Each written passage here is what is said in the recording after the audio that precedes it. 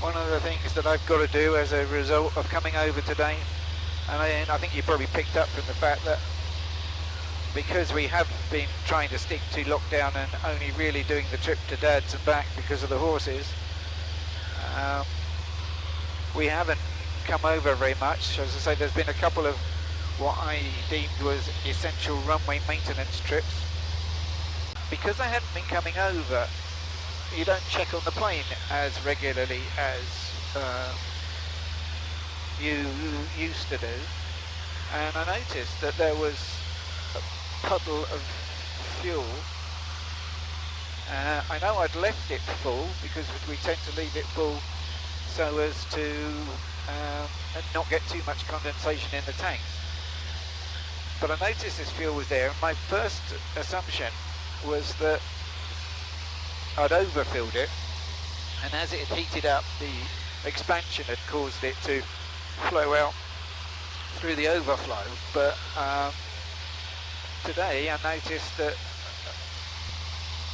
there was a lot of fuel missing. Well, a lot. There was quite a bit of fuel missing. Probably about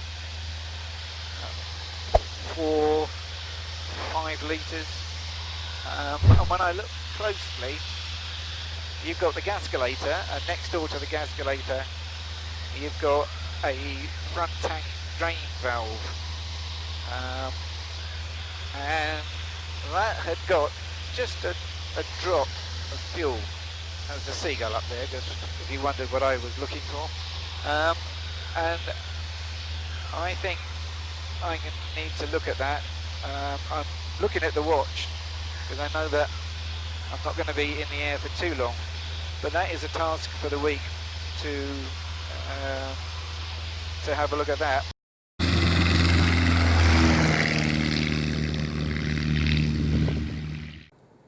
Well, you can see we have been dripping a little bit of fuel, and if we come back up here, that's your drain plug come fuel sampler.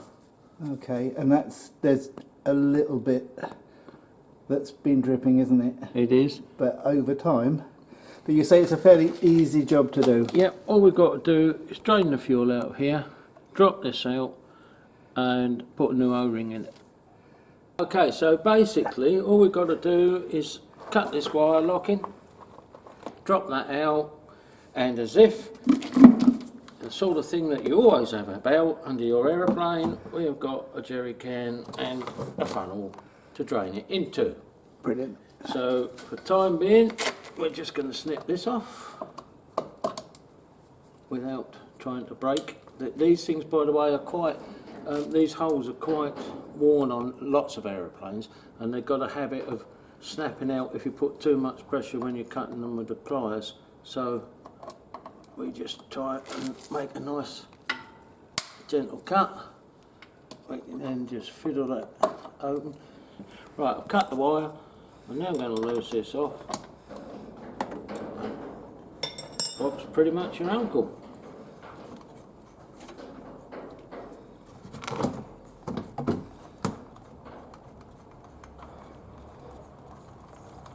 Now you flow. Meanwhile, if you, I don't know. Right, so, not the best of lighting here, but what we've got here is a dirty great big lump of rubber which is detached from this O-ring. Okay. So what we need is a new O-ring, and it might be your lucky day. I'll go and find some O-rings.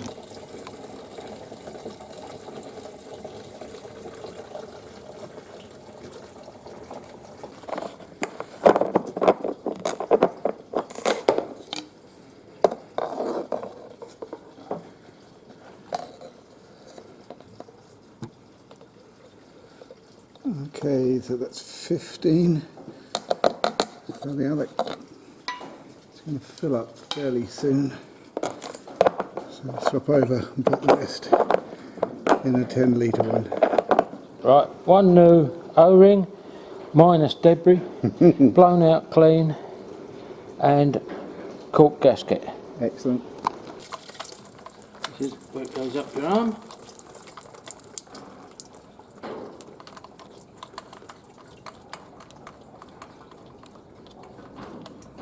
Okay, that's in situ, you can move that. So I won't need a bath tonight then, I've just had a bath in your nice petrol. Okay, so we're just going to nip that up nice and gently against the gasket. Give it a wipe.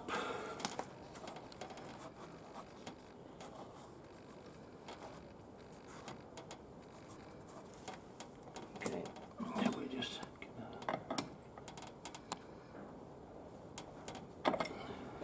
the basic test is to flick that and make sure it shuts off. Okay. Haven't fitted it. There you go. Just that tiny drip which is residue from that. Yeah. Okay. So that's... And then the locking wire, you say? Yeah. Right, so that's fairly snugged around there. Alright. Which it won't go anywhere. But now I'm going to wrap that right round from behind. In order that that will go right up there. Now that is quite hair triggered, but anyway, not to worry. Perhaps having a bit of luck. That should be somewhere round about there.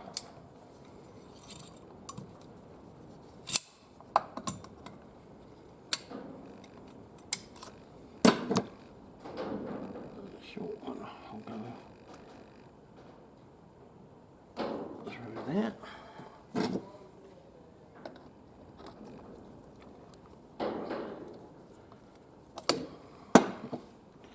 Only just long enough.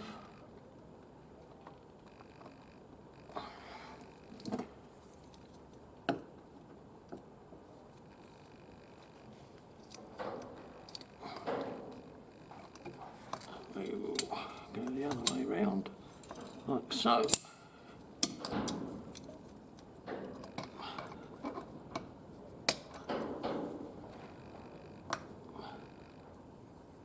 Job done. Excellent. Well, this is my homemade self-fueling combination. Well, I say that, Karen did the sewing of the bath mat. I'll just go around the other side. It just pulls down. Cap unscrews.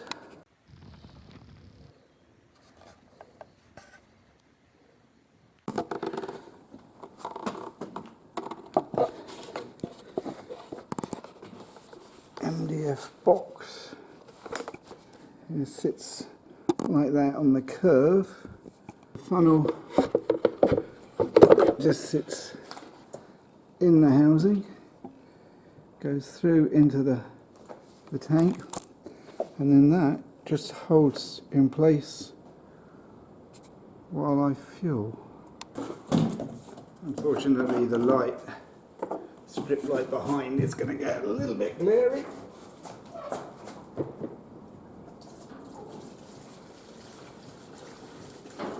When we used to use the metal funnel and the metal tank, we always bonded funnel to can to earth. There's not the same problem when you're using the plastics.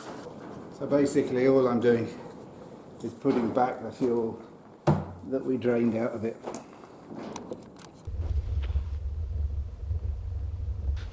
Okay, last week Jed asked whether or not you would be able to take off coming up the hill. Now, if I just turn you around now, you still don't get any real impression of how steep the hill is. But when I first started flying here in 1980, the actual top of the hill was, if I swing round here now,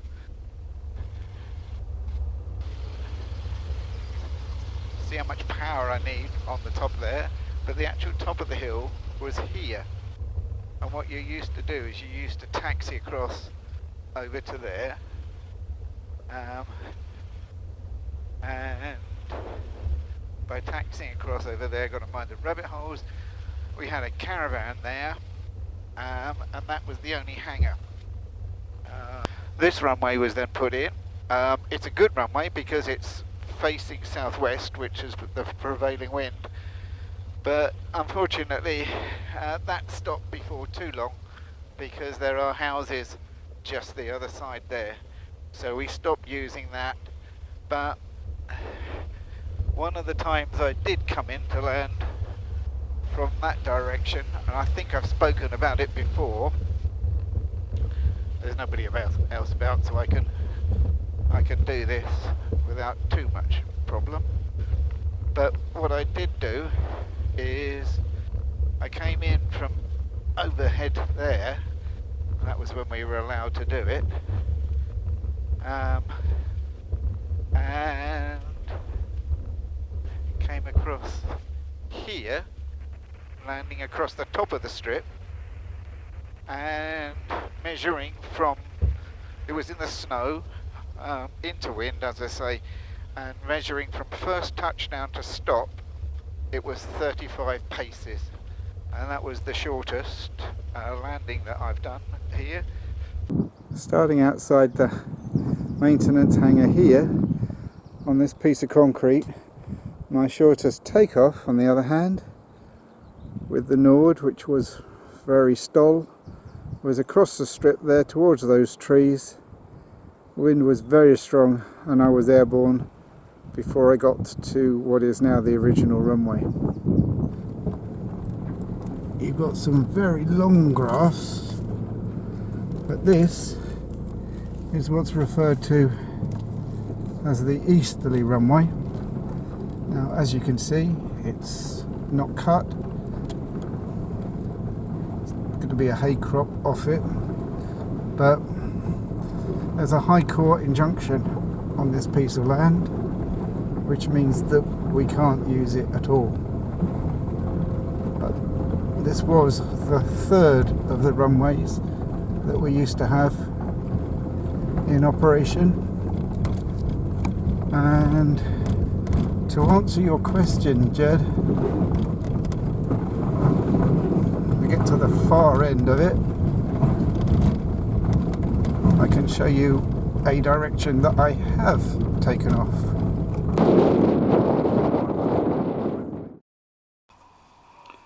I did try filming this outside, but it was on a very windy day, so the voiceover didn't work. But this is the bottom part of the easterly runway. It runs along the top of the ridge line. But if you turn round and look in that direction, I have taken off in the Nord, going uphill, but you have to clear those trees at the top. It doesn't give you a lot of room. We could cut the strip further down nearer to the lane which is there, but we don't, in order to give ourselves a little bit of a margin, and for those people that are new to the strip, just some idea where the slab at the bottom starts. But as I said, from the top of the hill, and I think I've got an old shot that I can clip in here to show, but those hedges a few years back were nowhere near that height. I don't know if the camera is fully picking out the slab that we referred to, which is just in front of the car, but you really wouldn't want to be taking off in this direction. Very bumpy. I doubt if I can hold the camera still enough, but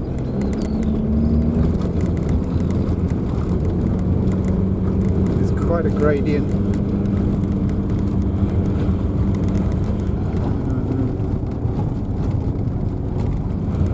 When you get to there, you've still got to get ahead of yourself in order to climb above those trees in the distance.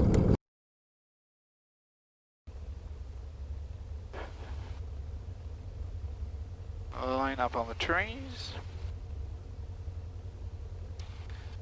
You've got no idea of where the runway goes, but if I zoom in, try not to go too quickly, you've got that clump of trees in the distance, and that is our marker.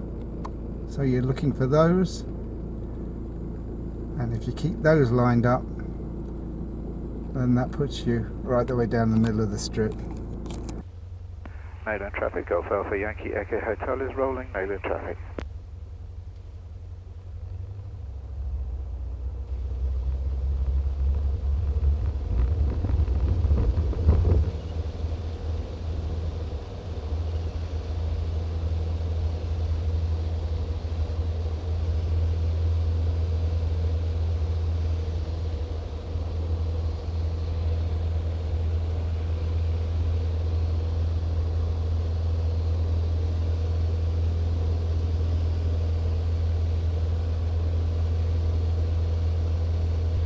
It is Bank Holiday Monday. I have to say, with lockdown and everything, I have been quite confused as to what day it is, let alone the fact that we've got bank holidays or whatever. But what they were saying is they were worried that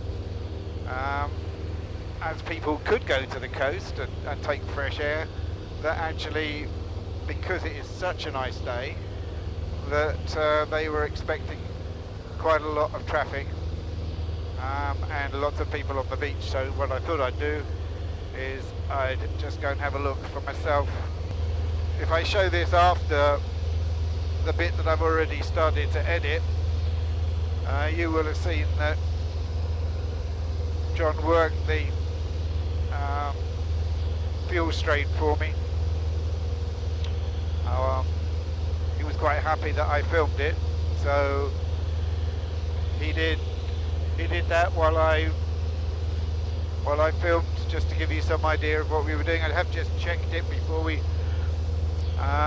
took off, and yeah, it seems to be doing the job really well, which is rather nice.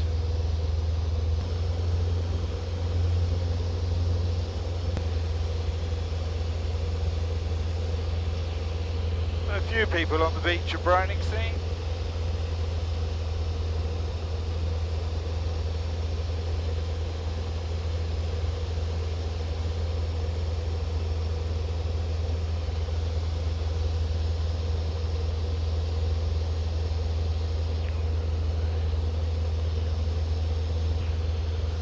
Still seems rather strange to look down on this piece of the coast, because this was my patch when I was a head teacher.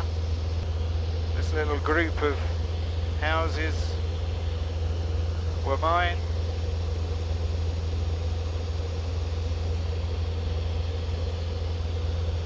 As was the first of these holiday parks.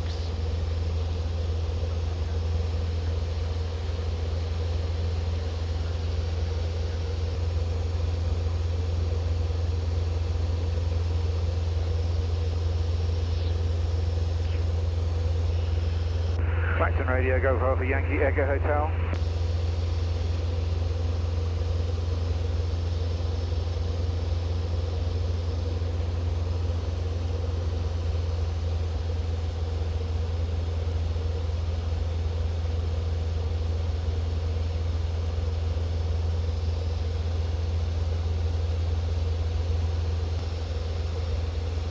Well, there's a few specks along the beach. I wouldn't have said it was super duper crowded.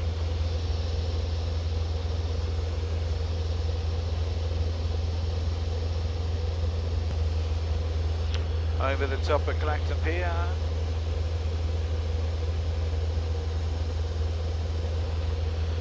Of course, most of this is closed now still. I suppose it's a typical thing to do, to come to the seaside for a bank holiday, but not always to fly along it.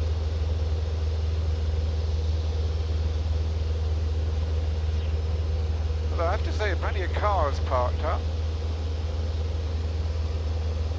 Okay, having moved from Clacton further down the coast, we're now approaching Frinton.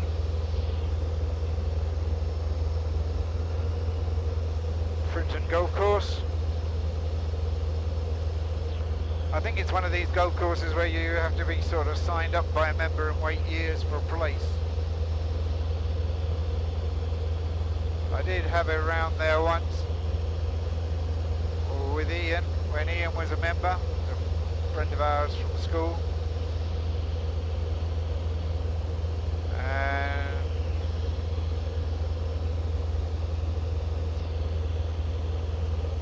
not many people buy the fancy stilted beach huts, although there are quite a few dotted on the greensward. Very, very neatly spaced, I have to say.